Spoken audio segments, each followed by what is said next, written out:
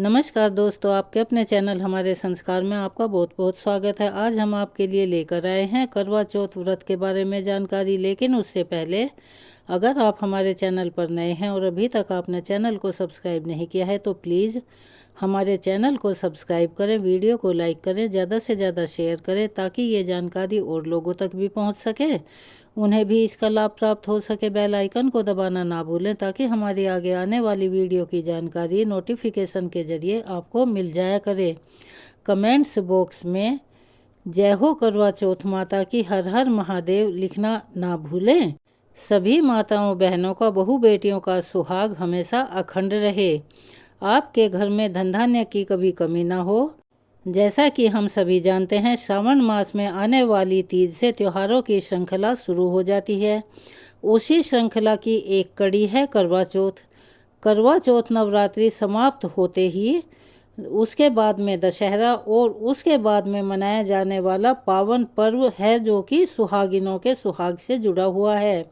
इस दिन का हर सुहागिन महिला पूरे वर्ष भर इंतजार करती है और ये उनके लिए बहुत ही महत्वपूर्ण होता है। इस दिन वे सभी अपनी पति की लंबी उम्र और उनकी तरक्की के लिए निर्जला व्रत रखती हैं, जिसका पारण चंद्रमा के निकलने पर किया जाता है। ऐसा माना जाता है कि इस व्रत की शुरुआत सरगी के साथ होती है, जो कि सूर्योदय से लगभग 2 से 3 घंटे पहले खाई जाती है। लेकिन कुछ लोगों के यहाँ ये व्रत ऐसे ही रखा जाता है, उसमें वो लोग सरगई नहीं खाते। इस साल करवा चौथ का व्रत 20 अक्टूबर रविवार को रखा जाएगा। हर साल आश्विन माह के कृष्ण पक्ष की संकष्टी चतुर्थी के दिन यानी कि चतुर्थी तिथि को ही करवा चौथ का व्रत रखा जाता है। इस दिन को कर्क चतुर्थी के नाम से भी जानते हैं। करवा चौथ के दिन ब्रह्म मुहूर्त का समय सुबह 4:53 से 5:41 तक रहेगा। अमृत काल सुबह 3:52 से 5:21 तक रहेगा।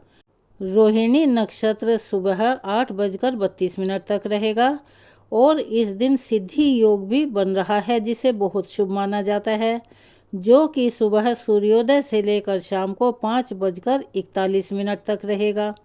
राहु काल, जिसे बिल्कुल शुभ नहीं मानते, वह दोपहर 4:30 से शाम के 6 बजे तक रहेगा। और ऐसा माना जाता है कि करवा चौथ के व्रत में सरगी सुबह कौवों के बोलने से पहले पहले ही खा लेनी चाहिए। ऐसे में आप सुबह 4:30 तक हर हाल में अपनी सरगी ग्रहण कर लें, अगर आपके यहाँ खाई जाती है तो। अगर नहीं खाते हैं फिर तो कोई बात ही नहीं है।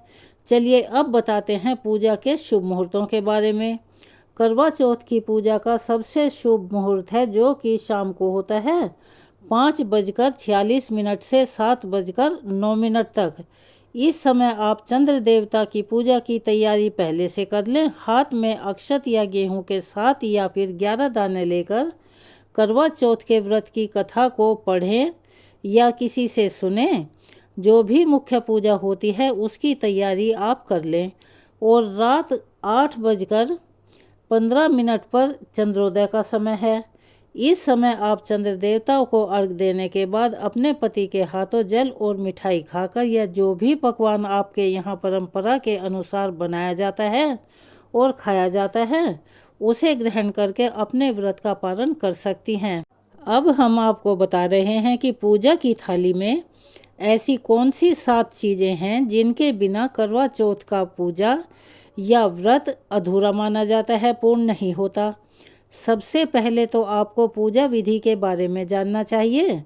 करवा चौथ के एक दिन पहले आप मेहंदी आदि लगवा लें। श्रृंगार की सभी सामग्रियां इकट्ठा कर लें, क्योंकि करवा चौथ के व्रत में सुबह के समय सरगी ग्रहण की जाती है और उस समय स्नान करने के बाद यदि संभव हो सके तो सरगी ग्रहण करनी चाहिए। और अगर स्नान करना संभव ना हो तो आप मुंह हाथ धोकर सबसे पहले धरती माता को प्रणाम करें। उसके बाद करवा माता का ध्यान करके अपनी सरगी ग्रहण करें। सरगी में अगर संभव हो सके तो बहुत ज़्यादा नमक की चीज़ें या तली भुनी चीज़ें आपको नहीं खानी चाहिए, क्योंकि इन चीज़ों को खाने से दिन में प्यास ज़्यादा लगती है। जहाँ तक संभव हो ड्राई फ्रूट्स, फलों का जूस, नारियल का पानी या फिर नींबू पानी आदि का सेवन आप आराम से कर सकती हैं।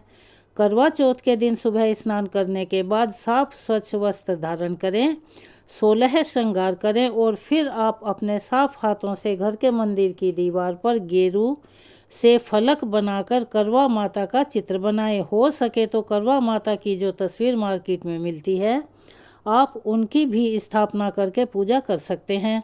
इसके बाद 16 श्रृंगार करके करवा चौथ व्रत की कथा सुने।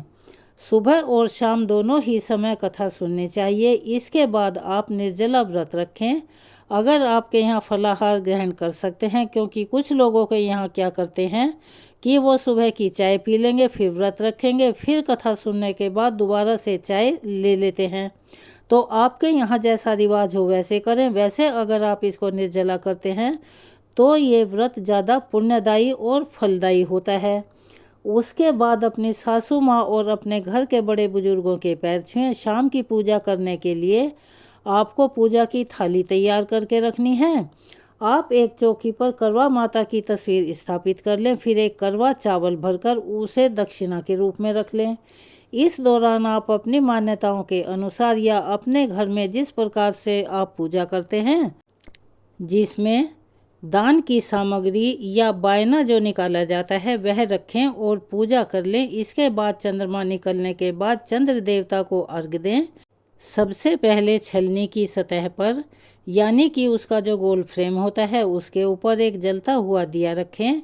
चंद्रमा के दर्शन करें। इससे पहले चंद्रमा के दर्शन नहीं करने चाहिए, लेकिन कुछ लोगों के यहाँ रिवाज है कि वो नंगी आँखों से ही चंद्रमा के दर्शन करते हैं और उसके बाद अपने पति के दर्शन करते हैं, फिर वो चंद्रमा को अर्घ्य देते हैं।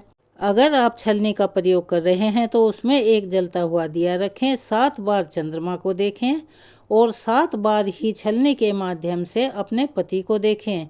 चंद्र देवता को जल का अर्घ्य देने के बाद ओम सह चंद्रमसे नमः मंत्र का जाप करने के बाद अपने पति को तिलक करें। पति की पूजा करने के बाद पति के हाथों से पानी पीकर अपने व्रत का पारण करें। इसके बाद घर के सभी बड़ों का आशीर्वाद लें। जो सास हैं या किसी सुहागन स्त्री को बायना दे दें, जिसमें श्रृंगार की सामग्री भी होती है, और उनके पैर छूकर आशीर्वाद लेकर इसके बाद आप शुद्ध सात्विक भोजन ग्रहण कर सकती हैं। चलिए अब हम आपको बताते हैं कि पूजा की थाली में वो कौन कौन सी सामग्री होती हैं जिनका होना अति आवश्यक है। सबसे पहला करवा पूजा का मुख्य पात्र होता है, जो कि मिट्टी या धातु का हो सकता है।